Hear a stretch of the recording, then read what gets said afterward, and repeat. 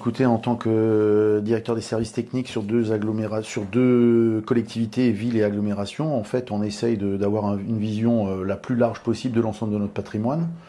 Et ce pourquoi, effectivement, depuis 3 ans, on s'est lancé dans un schéma directeur immobilier pour les 2 collectivités. Et c'est ce qui nous a conduit à retenir à ce stade-là la société Auxand et leurs produits Syméo. Alors en fait, on a fait quelques recherches, on a aussi contacté d'autres collectivités qui s'étaient lancées dans des démarches similaires. Et nous avions une grande attention effectivement sur les enjeux de mise à jour et les enjeux d'ergonomie des outils qu'on allait mettre à disposition de nos collègues. Donc là, effectivement, c'était un critère vraiment important. Et ce qui nous a effectivement séduit au départ, c'était l'enjeu de mise à jour et d'autonomisation des utilisateurs. L'accompagnement global, donc la continuité de l'accompagnement, les interlocuteurs, la compétence des interlocuteurs, l'écoute.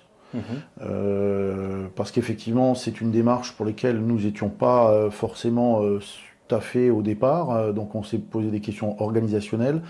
Ce pourquoi Auxand nous a accompagnés, effectivement, donc il y a eu cette écoute-là, donc ça nous a permis de mûrir notre projet en interne. Et effectivement, essayer d'aboutir à quelque chose qui soit partagé tant au niveau des services utilisateurs, avec effectivement une attention particulière au rendu attendu pour les directions et les élus avec lesquels nous travaillons au quotidien. Alors, ils sont plusieurs types. Alors, je vais être un peu introspectif. Au départ, il y a une structuration interne des directions, direction du patrimoine bâti. Nous avons conduit en fait une mutualisation des services depuis quelques années, et donc avec des origines de données, des origines de connaissances des patrimoines tant de la ville d'un côté ou de l'agglomération de l'autre, très diverses. Et la structuration autour d'un outil unique comme Auxand nous a permis effectivement de nous poser différentes questions. Donc effectivement, c'est d'abord et avant tout une structuration interne de nos équipes. Parler le même discours, les critérisations que nous avons retenues, qu'on a retenues ensemble.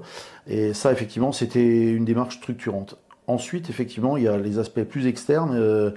Même si on n'est pas effectivement au bout de la démarche, c'est aussi des enjeux de vocabulaire, de connaissances, de socle de connaissances minimum, me semble-t-il, pour pouvoir appréhender la meilleure gestion patrimoniale possible, notamment auprès de nos élus.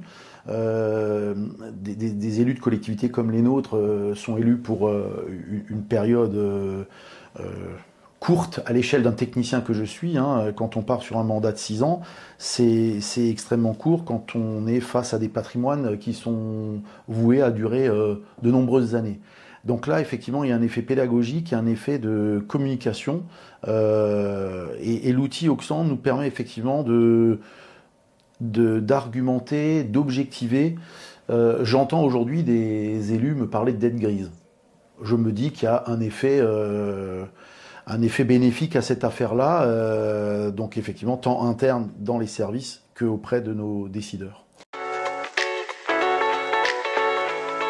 Nous allons faire face à des départs à la retraite prochainement aussi, dont le directeur du patrimoine bâti, Pascal Vicente, qui a été la cheville ouvrière de ce projet-là. Et c'était effectivement, ça lui tenait à cœur effectivement de pouvoir partir en laissant derrière lui la meilleure connaissance possible du patrimoine. Et ça, effectivement, je pense qu'il s'est totalement investi dans cette organisation, et pour pouvoir effectivement laisser à ses collègues derrière la meilleure connaissance possible de ce patrimoine assez important. Écoutez, alors donc continuer à consolider les connaissances, parce que comme je vous le disais, l'origine des connaissances est un peu diverse entre une ville d'un côté et puis une agglomération un peu plus jeune de l'autre.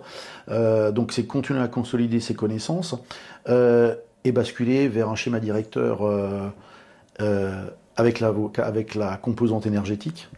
Donc ça, effectivement, pour effectivement encore tendre vers une optimisation et une meilleure orientation des budgets, de nos priorisations. L'argent public est difficile à mobiliser sur de nombreux patrimoines, avec des conséquences quand même qui vont être lourdes de mon point de vue sur les années à venir. Donc effectivement, la partie énergétique, elle est fondamentale. Alors, je ne vais pas vous répondre non. Donc, déjà pour la qualité des échanges, la compétence des interlocuteurs qu'on a eu depuis 4 ans, euh, l'ergonomie de l'outil, vraiment, parce que alors on a eu la chance en interne effectivement d'avoir des gens qui se sont mobilisés, donc qui s'approprient l'outil au quotidien. Donc je suis pas du tout moi l'expert CMEO de la maison, hein. Mais en tout cas j'ai des collègues qui effectivement s'en sont emparés. Donc cette partie autonomisation, ça c'est vraiment très riche. Et ce que nous apprécions collectivement aussi, c'est les richesses des échanges. Alors effectivement, soit avec la société Auxandre, mais également avec les journées d'utilisateurs qui sont organisées.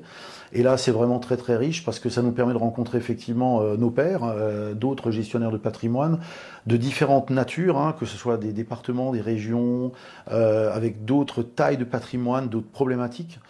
Et ça, effectivement, ça nous nourrit au quotidien.